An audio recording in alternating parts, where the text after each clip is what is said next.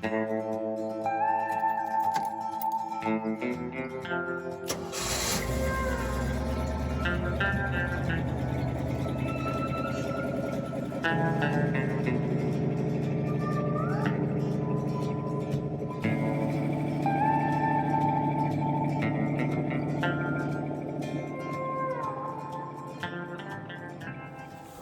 morning, YouTube.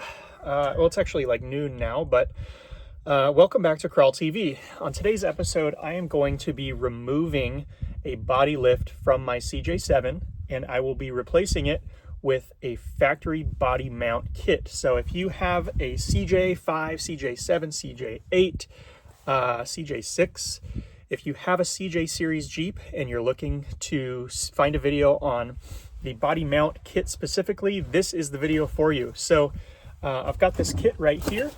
It came from a company called jeepbolts.com. I found them on the internet. This is not a sponsored video. I paid for this, but it seems like they have everything that I need. So without further ado, let's jump into this and we'll open up this package and get started on replacing this body lift with just regular body mounts. Let's go.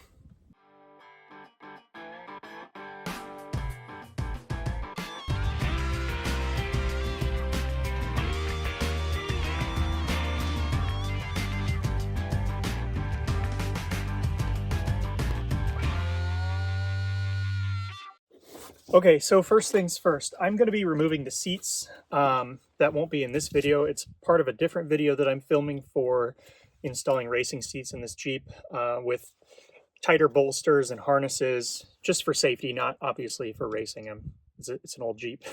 But the seats will be out during this body mount install. But let's go ahead and open up our package here and see what we've got. I don't know if I need this box cutter knife. I just tear into it, see what we got here. Okay, so this bag looks like all of our like polyurethane body mounts, and then it has the half washer pin combo in the bag as well. Now this bag is the reason that I chose this website though. This is all the bolts, washers, and nuts that you will need for this install. I know this seems really basic and you could just run to the hardware store for this stuff, but since I'm removing a body lift, all of my bolts are going to be 1 inch too long. And that means I would have to lay them all out and figure out how many I need and then subtract 1 inch from the length of all those and then go buy them. And it's much easier to just find some place that makes a kit, so I don't have to be at the hardware store for 20 minutes. So this makes my life super simple. There's no instructions in this box, so it's just going to be a matter of removing and replacing these body mounts one at a time. I do own a large Kubota tractor, so I plan on just lifting the body off of the frame with my tractor, but maybe for ease of continuity, so for your sake, I might try it without doing the tractor thing first. But let me show you why I'm removing my body lift, because a lot of people with CJs want body lifts. It gives you that extra clearance for your tires, and people buy body lifts to install. Most people don't uninstall them. So let me show you what issues I'm running into with my body lift and what has prompted me to purchase this bolt kit and bushing kit to get rid of it. So first up is my shifters, and I apologize for my shadows here, but my shifters, the boots don't line up well because of the body lift, because the geometry is all off. The drive line is obviously still at the same height, but now that the tub is higher, where the curve is in these shifters means that the shifters hit the tub. And especially with the transfer case shifter. This shifter here, if I put it in 4 low, I don't even know if I can. I can't even get it into 4 low, but 4 low is actually pushed way up against the tub. So I want to get rid of that issue. The other reason that I want to get rid of the body lift is just because I don't like seeing daylight through between the frame and the body. It just looks kind of hokey to me. And then lastly, the third reason that I would like to remove the body lift is because My friend Ian from Wheel Every Weekend is going to help me fabricate a family style roll cage. So where this electrical metal conduit comes down here, that's like an old school DIY soft top cage so that you can have a family style safari top. They don't make those, there's no kit for that, that's all homemade. I want the roll cage to follow that same line. So I want the roll cage to come back, tie into the roll bar, and then go over to an A-pillar and tie into some stanchions so that I can still use my emergency brake and have foot room for the passenger. So if I'm building a roll cage, I obviously want to tie that roll cage into the frame. And I'm gonna put some tube mount sliders, frame mount tube sliders beneath the rocker here and tie that into the frame. And I want to tie the cage into those sliders. So before I do any of that cage work, I want to make sure that I have my tub at the right height because it's going to play a big factor in how everything else gets set up. So that's the reasons why I'm removing the body lift. You can see the body lift everywhere that there is a body mount. You can see that there's this extra spacer here, and that's what's coming out. Now, some of you may be asking why I don't just remove the lift and use the original body mounts, but it's a 79. This Jeep is a 79 CJ7. I don't know if these body mounts are original, what kind of shape they're in, if they're dry rotted. It just seems easy enough to go ahead and do a full replacement. So anyways, that's my plan. I'll start laying these bolts out and the body mounts out. But when I check back in with you, these seats will be out of the Jeep because that is part of another video.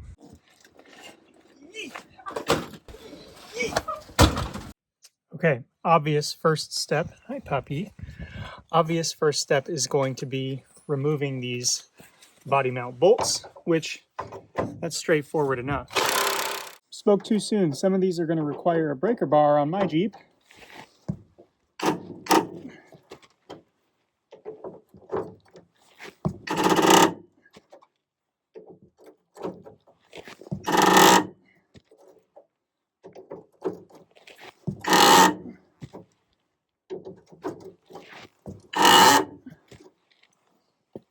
Let's see if that does it.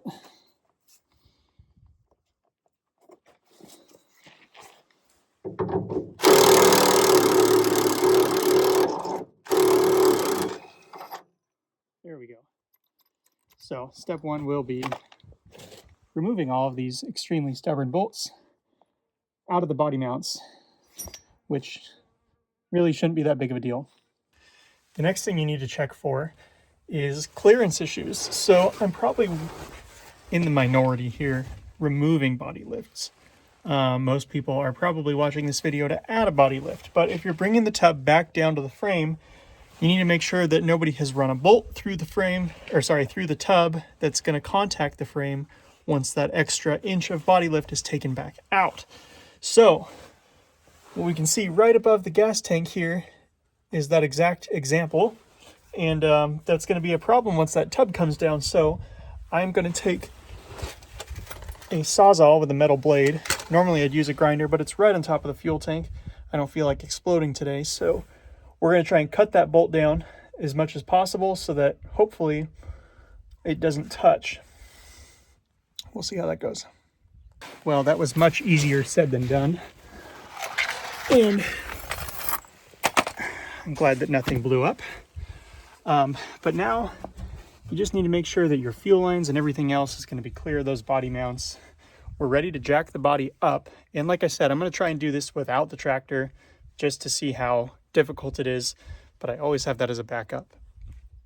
I don't own a high lift jack, so I'll use my Badlands floor jack and a block of wood, see if I can pop the tub up in the back. We'll start on the back body mounts and just work our way forward.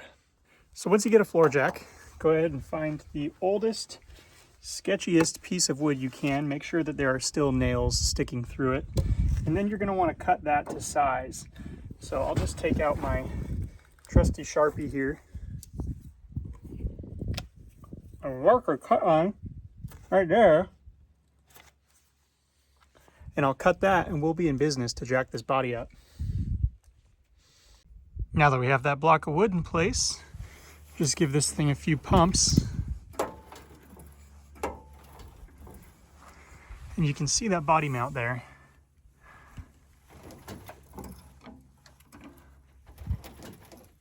That should be good. So, carefully, without losing any fingers, remove the body lift. Trash. And we're going to remove the body mounts also. Not in bad shape. Somebody actually replaced these at one point. We're just going to replace them again. All right, super sketchy. I've got my nice old piece of wood with nails in it, jacking up the corner of the grill. Don't worry about this, that was already there. But with that pressure here, I am able to get that body lift out, and I'll replace that bushing, and then I'll just keep working my way around. I still have some body mounts on the passenger side to go through. Once you have all of your body mounts back in, you need to check for clearances. Things will get pinched. So let me share what happened with my Jeep. You just need to make sure that your fuel lines and everything else is going to be clear of those body mounts. Right now I have the fuel line pulled out. Somebody at one point ran the fuel lines, and they just put like hard line, soft line kind of throughout this thing. I'm going to end up having to redo all of it at some point. But the way that they routed the fuel line, when I put the Jeep back down to the factory height, it pinched the fuel line between the clutch mechanism and the body mount on the frame. So the clutch wouldn't push in, and I didn't even try and start it, but I'm sure it would not have had fuel. So that's what I'm working on right now. I'm trying to get this fuel line around that clutch mechanism. I'll put this junky piece back in for now, and then I'll just add that to the list of things to do. The hardest body mount for me on this Jeep was by far the grill. The grill can move kind of forward and back and left and right a lot, and that nut inside of it also moves, which is a good thing because you need that to move to line that bolt up. But it takes a lot of finesse, a lot of pry bar. I used the old body mounts to kind of push the grill inward where I needed it and prop it up where I needed it. And finally, I got that thing threaded. So I'm going to get this fuel line figured out, and then I should be able to wrap this video up. So 5 more minutes, I swear, 5 minutes. Now this thing did have a bracket on it. I broke the bracket because I couldn't reach the head of the screw that was holding it in. But it had this old piece of hose around the fuel line to kind of protect it from that wear area, since that clutch mechanism does move. As bad of an install as all of this fuel system was, that was probably a good idea. I'm gonna put this back and I'll just zip tie this on. Okay, zip ties are in. Fuel line is over the clutch mechanism. Let's lower this back down.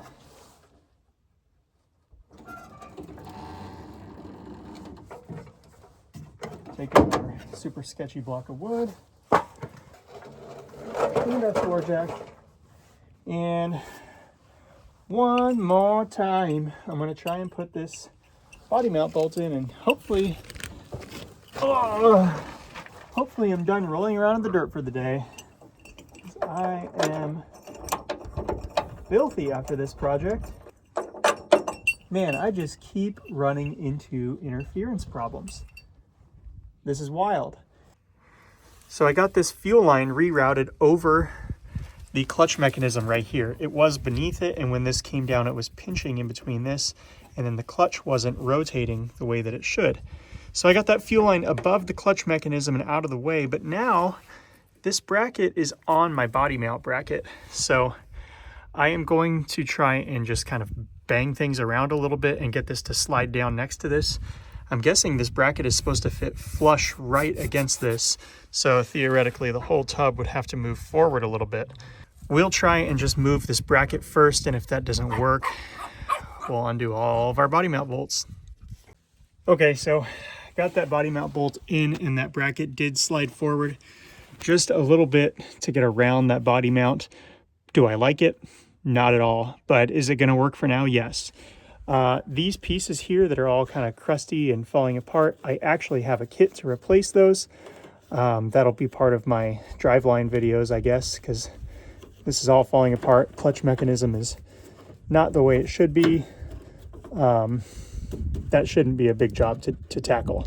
But when I do that, I'm going to try and get this bracket clearanced as well. So I think that the whole tub or the frame or something is just like a little bit out of line. This Jeep has been rolled before. I should have prefaced with that. But yeah, we just have a little bit of interference. So I will figure that out. I think I'm going to figure that out by adding washers or something to shim that bracket outward.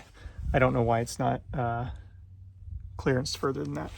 But anyways, that was the last body mount. So time to clean up. Well, just when you think you're done, you're not done. I fired up the Jeep. I was going to move it. The clutch is permanently stuck in right now. I have to adjust the clutch linkage in order to move the Jeep, because moving the body down adjusted everything. So I'm going to try and figure out how to do that really quick. I'll let you guys know how that goes. Just kidding. I'm a complete idiot.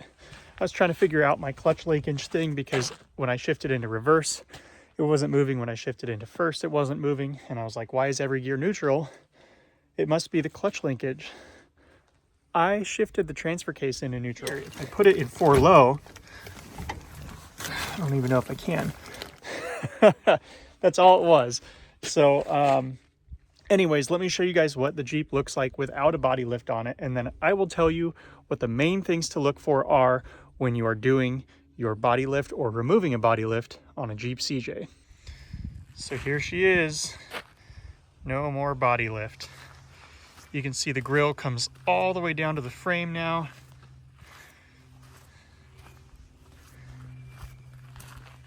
The body lines with the frame are much tighter.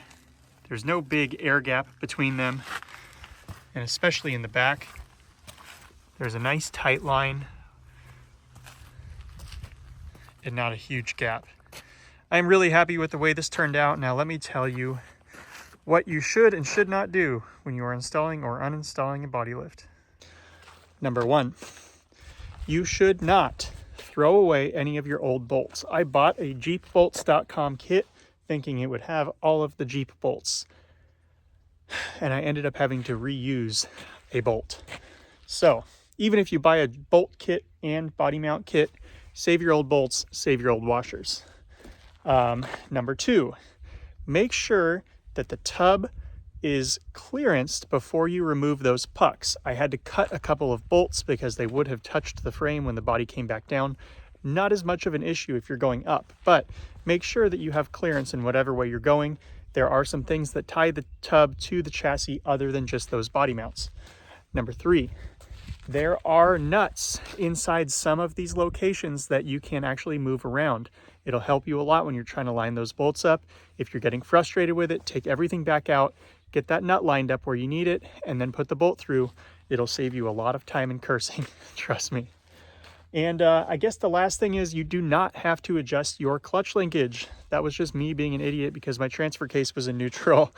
I couldn't figure out why all of my gears were neutral.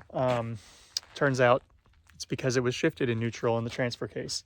So I'm a big dummy. But otherwise, the only things that you really need to look out for are clearances with other people's work. So the main thing that I ran into on this Jeep was that the fuel line was routed beneath the clutch shifter linkage, which became an issue when the shifter linkage came back down to its original height. So I had to remove the fuel line and reroute it.